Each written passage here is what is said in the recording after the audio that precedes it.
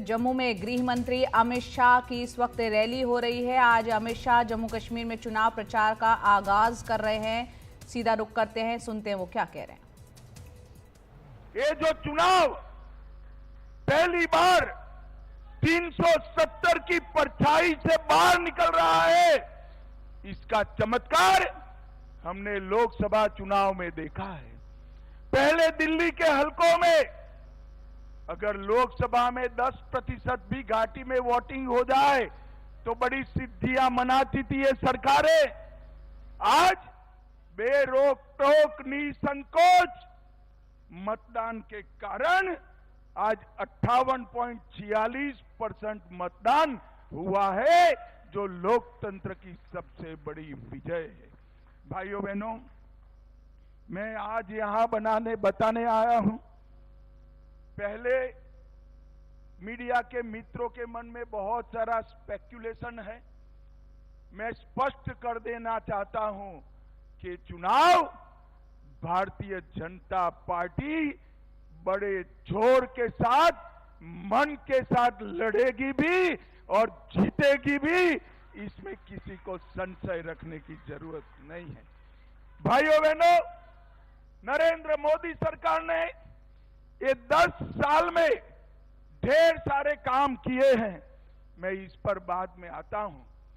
सबसे पहले यहां जो कार्यकर्ता है उनको मैं मन से अपील करना चाहता हूं।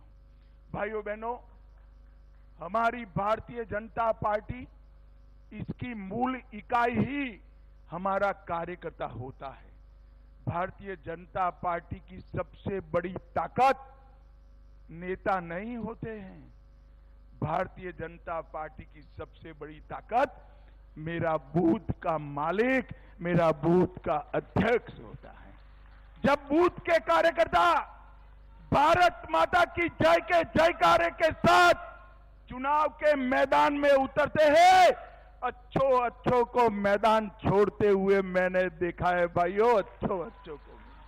और इस बार जम्मू कश्मीर के बूथ के कार्यकर्ताओं ने, जम्मू के बूथ के कार्यकर्ताओं ने घर घर जाकर जम्मू में जो परिवर्तन आया वो बताना है। भाइयों बहनों, आज मैं जम्मू के सारे मतदाताओं को कहने आया हूं, 70 साल तक हम विकास के लिए, अपने अधिकार के लिए लड़ते थे। किसी के सामने गिड़गिड़ाते थे, आंदोलन करने पड़ते थे, संघर्ष करने पड़ते थे। बाबा अमरनाथ की यात्रा के लिए महीनों तक संघर्ष करना पड़ेगा। अब ऐसा दिन आया है कि आपको ना मांगने की जरूरत है, ना आंदोलन करने की जरूरत है। आपके मन में है, वो मोदी जी सीधा आपको दे रहे हैं। और बाबा अमरनाथ की यात्रा 5,12,000 से ज्यादा यात्री गए। सबसे ज्यादा टर्नआउट इस बार हुआ है। बम बम भोले के जयकारे के साथ बेखौफ होकर पूरे देश के यात्रियों ने यात्रा करी।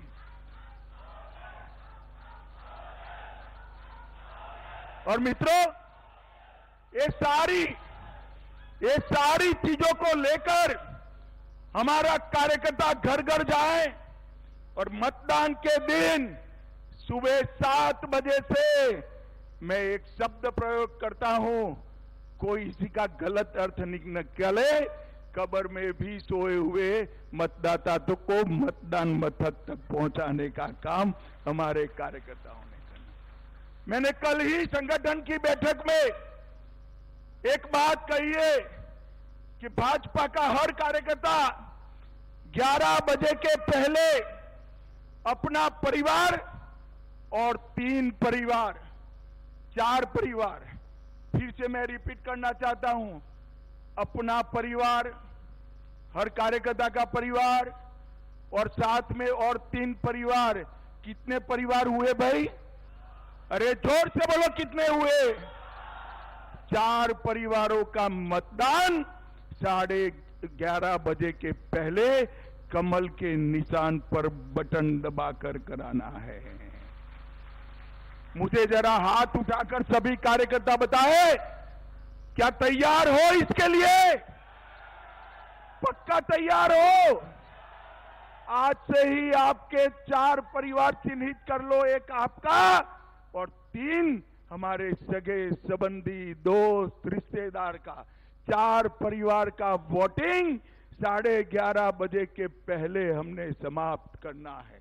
भाइयों बहनों, मैं आज मंच से कहकर जाता हूं, अगर भारतीय जनता पार्टी का हर कार्यकर्ता ये करता है तो हमें कोई चुनाव में हरा नहीं सकता, कोई चुनाव में हरा। आज मैं जम्मू क्षेत्र के कार्यकर्ताओं को ये भी कहने आया हूं, अगली सरकार कैसी बनेगी, किसकी बनेगी, वो दिन लद गए, वो दिन लद गए कि कोई और तय करता था।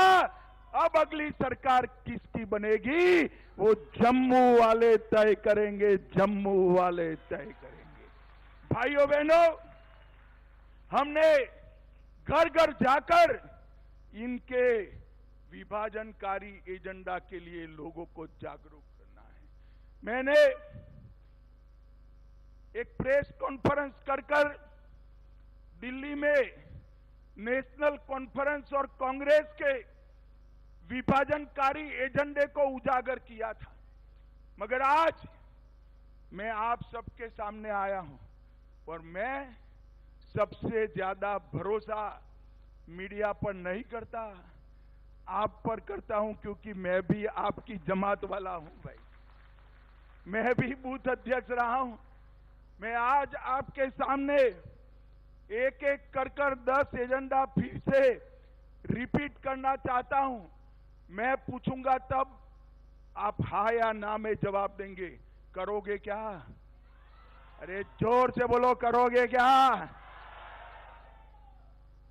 जम्मू कश्मीर में कांग्रेस और एनसी फिर से अलग झंडा लाने वाले हैं, आप लाने दोगे? अरे जोर से बोलो, लाने दोगे? 370 एनसी और कांग्रेस फिर से लाना चाहते हैं, लाने दोगे? जोर से बोलो, लाने दोगे? कांग्रेस पार्टी और एनसी गुर्जर, बकरवाल, पहाड़ी, ओबीसी और दलित भाइयों का रिजर्वेशन छीनना चाहती है, आप छीनने दोगे क्या? जोर से बोलो, छीनने दोगे? अरे राहुल बाबा, मेरी बात कान खोल कर सुन लो। बाबा मनहास के मंदिर के सामने मैं बोलकर जाता हूं, जितना दम लगा दो, गुर्जर, बकरवाल, पहाड़ी और दलितों का रिजर्वेशन को हम हाथ नहीं लगाने देंगे, आप ये मान कर चलो। भाइयों बहनों, 370 हटने से 70 साल के बाद जम्मू कश्मीर की माताओं बहनों को अधिकार मिला है। ये कांग्रेस पार्टी, ये नेशनल कॉन्फ्रेंस ये अधिकार छीनना चाहती है, आप छीनने दोगे क्या? अरे आप तो जरा जोर से बोलो, छीनने देंगे क्या? भाइयों बहनों, ये पत्थरबाजी और आतंकवाद में जो लोग लिप्त है उनको जेल से छोड़ना चाहते हैं, उनका मकसद है उनको छोड़ दो और हमारे जम्मू क्षेत्र, पूंछ, राजौरी, जहां शांति है वहां आतंकवाद आए। मुझे बताओ, जम्मू, पूंछ, राजौरी, डोडा में आतंकवाद को आने देंगे क्या? अरे जोर से बोलो, आने दोगे क्या? भाइयों बहनों, मोदी जी की सरकार आई, आतंकवाद को पैसा देने वालों पर तबाही आई, जेल में डाल दिए। वो कहते हैं फिर से एलओसी का ट्रेड हम शुरू करेंगे। एलओसी का ट्रेड शुरू होगा तो उसका मुनाफा किसके पास जाएगा? जोर से बोलो। उनका मुनाफा सीधा आतंक के काम में होगा। ये करना चाहिए क्या? आप सहमत हो क्या? वो कहते हैं हम पाकिस्तान से बात करेंगे। आज मैं कहकर जाता हूं, जब तक शांति नहीं होती पाकिस्तान से कोई बात नहीं होगी। भाइयों बहनों, हमारा शंकराचार्य चोटी, ये पहाड़ जहां आदि शंकर ने स्वयं चातुर्मास किया, उसका नाम तख्ते सुलेमान रखना चाहते हैं। आप सहमत हो क्या? जोर से बोलो, सहमत हो? पूरा देश देख रहा है, और जोर से बोलो, सहमत हो? ये भ्रष्टाचार की आग में फिर से जम्मू कश्मीर को झोंकना चाहते हैं। ये तीन परिवार, कांग्रेस का परिवार, एनसी अब्दुल्ला परिवार और पीडीपी का मुफ्ती परिवार, ये तीनों परिवारों ने अरबों खरबों रुपया लूटा है। वो कहते हैं हम पहले जैसी व्यवस्था लाएंगे। आप सहमत हो क्या? जोर से बोलो, सहमत हो क्या? भाइयों बहनों, वो कहते हैं हम पहले जैसी व्यवस्था लाएंगे का मतलब है जम्मू को फिर से अन्याय करने की शुरुआत करना। आप सहमत है क्या? सहमत है क्या? जिस ऑटोनॉमी की बात ने जम्मू कश्मीर को आग में झुलसाया, घाटी में और कश्मीर में, जम्मू में 40,000 लोग मारे गए, ये कहते हैं हम जम्मू कश्मीर को ऑटोनॉमी देंगे। मैं आज बताकर जाता हूं, भाइयों बहनों, मेरी बात ढंग से सुन लेना। कोई ताकत ऑटोनॉमी की बात अब कर नहीं सकती। आप मेरी बात ध्यान से सुनिए। और भाइयों बहनों, अंत में ये राहुल बाबा की नेशनल कॉन्फ्रेंस कहते हैं कि हम जम्मू कश्मीर को स्टेट का स्टेटस वापस देंगे। अब मैं यहां अब्दुल्ला साहब और राहुल बाबा को पूछना चाहता हूं कि भैया आप कैसे वापस दोगे, बताओ तो। कौन वापस दे सकता है? बड़ा जोर से बोलो, कौन दे सकता है? कौन दे सकता है? ये क्या आप जम्मू कश्मीर की जनता को मूर्ख बना रहे हो भाई? सब में अकल है। वो भारत सरकार ही दे सकती है, मोदी जी ही दे सकते हैं। अब आगे सुनिए, मैंने खुद कहा है कि चुनाव के बाद उचित समय पर जम्मू कश्मीर को राज्य का स्टेटस हम वापस देंगे। और आम सभा में नहीं कहा है, हमने पार्लियामेंट में कहा है। जो चीज हमने दे ही दी है, इसको ये मांग रहे हैं। बताइए भाई, ऐसा कभी देखा है क्या? अरे भाई, मेरा 5 अगस्त 6 अगस्त का भाषण सुन लो। उसमें मैंने कहा है चुनाव के बाद उचित समय पर जम्मू कश्मीर को हम फिर से यूटी से राज्य बनाने का काम करेंगे। राहुल गांधी, आप लोगों को गुमराह मत करिए। हमने जम्मू कश्मीर को हम जानते हैं, उसके सम्मान को भी जानते हैं। भाइयों बहनों, भारतीय जनता पार्टी की मोदी सरकार ने सालों से गुर्जरों की, हमारे पहाड़ी भाइयों की, हमारे दलित भाइयों की, ओबीसी समाज के कई सारे वर्ग, जाट और ऐसे कई वर्ग जो सम्मिलित है, उनकी रिजर्वेशन की मांग थी। इन्होंने नहीं दिया, हमने इसको रिजर्वेशन दे दिया। ये लोग कहते हैं ये रिजर्वेशन पर हम पुनः विचार कर देंगे। आज मैं फिर से सभी कार्यकर्ताओं को कहता हूं, एक एक पहाड़ी के घर पर, एक एक गुर्जर बकरवाल के घर पर, एक एक दलित भाई, जाट भाई के घर पर जाइए और बताइए कि आपका आरक्षण छीनना चाहते हैं। इसको भारतीय जनता पार्टी ही बचा सकती है और कोई नहीं बचा सकता। भाइयों बहनों, कश्मीर ने बहुत आतंक झेला है। कश्मीर में ऐसी सरकारें थी जो आतंकवाद के सामने आंख मूंद कर बैठी। ऐसे लोग भी हैं जो शांति होती थी तो यहां आकर मुख्यमंत्री बन जाते थे, और आतंकवाद होता था तो दिल्ली में जाकर कॉफी बार में कॉफी पीते थे। आप जानते हो ना? जानते हो या नहीं जानते हो? कौन है? कौन है? जोर से बोलो, कौन? इन्होंने आतंकवाद को बढ़ाया।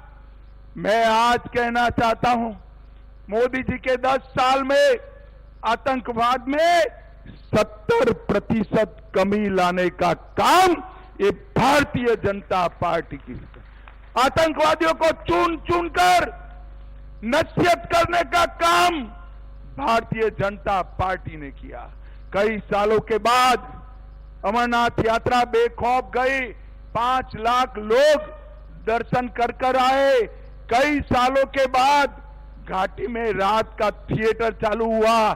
कई सालों के बाद घाटी में ताजिया का जुलूस निकला और कई सालों के बाद हमारी जम्मू और कश्मीर की कई यात्राएं निर्विरोध समाप्त हो गई। भाइयों बहनों, अगर ये आए तो पीछे के पीछे आतंकवाद आया समझिएगा। और जम्मू कश्मीर के लोगों ने और विशेषकर जम्मू के लोगों ने तय करना है कि आपको आतंकवाद चाहिए या चैन, अमन, शांति, विकास और उद्योग विकास चाहिए। ये आपको तय करना है। अगर एनसी कांग्रेस आई तो आतंकवाद आएगा और भाजपा आई तो किसी की ताकत नहीं है आतंकवाद को यहां घुसपैठ कराने की।